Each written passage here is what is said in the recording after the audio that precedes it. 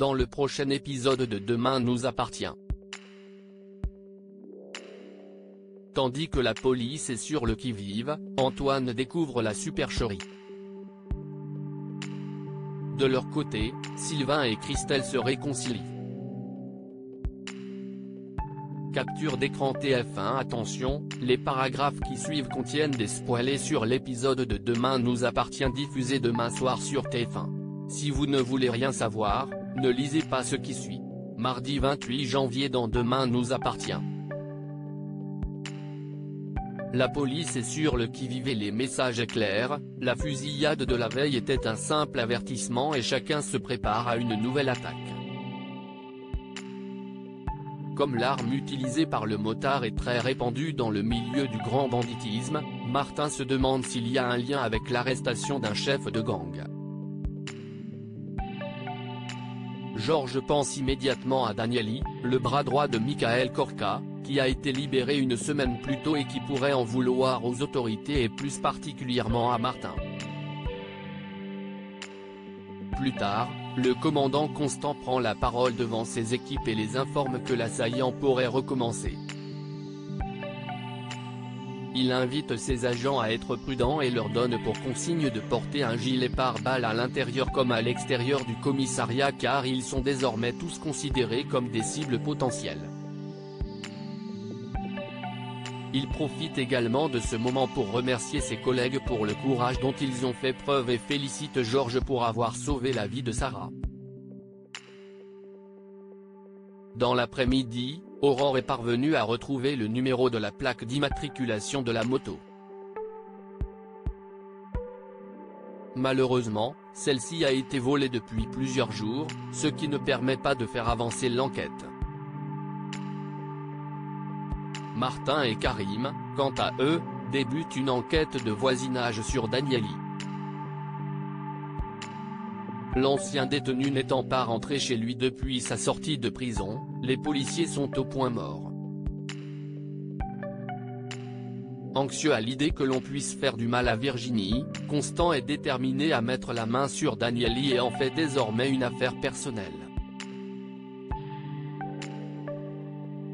En parallèle, Virginie annonce à Jules que Danieli pourrait être à l'origine de l'attaque au poste de police pour venger la mort de Michael.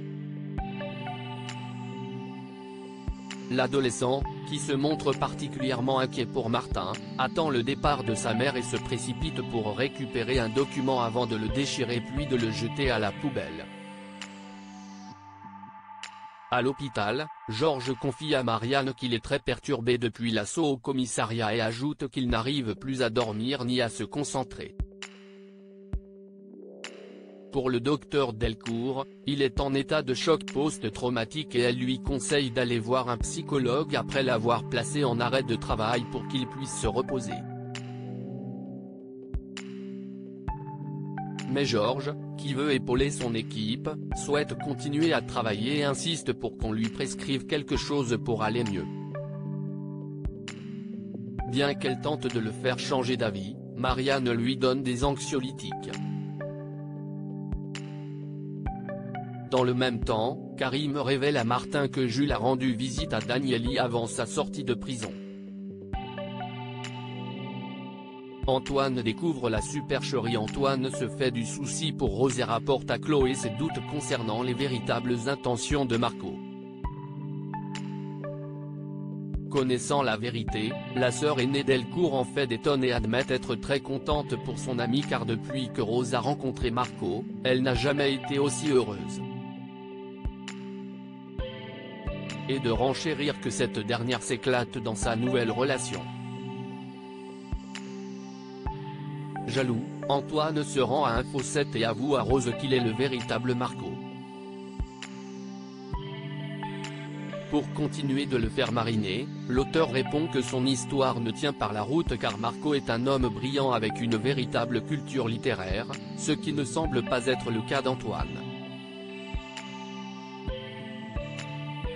Même si Myriel reconnaît qu'il se sert de Wikipédia pour parler de l'être avec elle, Rose estime plutôt qu'il ferait n'importe quoi pour les séparer. Ne sachant plus quoi faire, Antoine rejoint Tristan à qui il raconte toute l'histoire.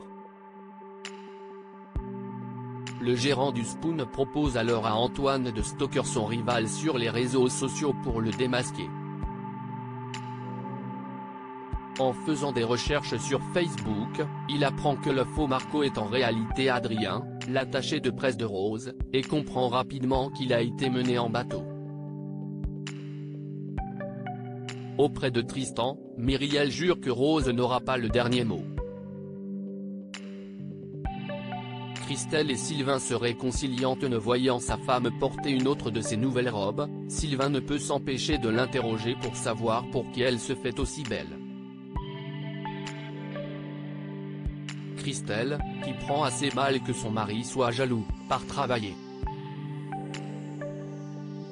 Déçu de la réaction de sa femme, Sylvain dit à Betty qu'il en a assez de se faire rembarrer. Convaincu que Christelle aime son père, l'adolescente explique que sa mère est tout simplement rancunière mais que tout finira par rentrer dans l'ordre. À l'hôpital, Christelle se dirige dans la chambre d'Oscar mais celui-ci est parti la veille. Amanda, qui constate la déception de sa collègue, lui remet une lettre d'Oscar dans laquelle il lui demande de le rejoindre sur le port dans la journée. Sur place, Oscar complimente Christelle mais quand il essaie de lui prendre la main, l'assistante sociale refuse de prendre le moindre risque car c'était une petite ville. Tandis qu'Oscar affirme qu'il a ressenti quelque chose de fort quand ils se sont embrassés, Christelle confesse qu'elle ne regrette pas le baiser qu'ils ont échangé. Ragaillardi, Oscar propose qu'ils aillent se mettre à l'abri des regards indiscrets et Christelle accepte de le suivre à l'hôtel. Mais elle est rapidement mal à l'aise. Oscar a beau chercher à la rassurer, Christelle déclare qu'elle voulait se venger de son mari en se servant de lui et de ses sentiments. Elle se sent bête d'être venue et s'excuse avant de partir. En rentrant chez elle, elle fait croire à Sylvain qu'elle a fait l'amour avec un autre homme. Dans la mesure où il ne peut lui faire aucun reproche, Sylvain aimerait savoir si leur couple sera ainsi dorénavant. Toutefois, Christelle révèle qu'elle n'a rien fait et qu'elle voulait seulement lui faire comprendre la douleur d'être trompée. Elle ajoute qu'elle lui a pardonné son incartade et qu'elle a pris conscience de tout l'amour qu'elle lui porte lorsqu'elle était sur le point de commettre l'irréparable. Mari et femme finissent par s'embrasser tendrement.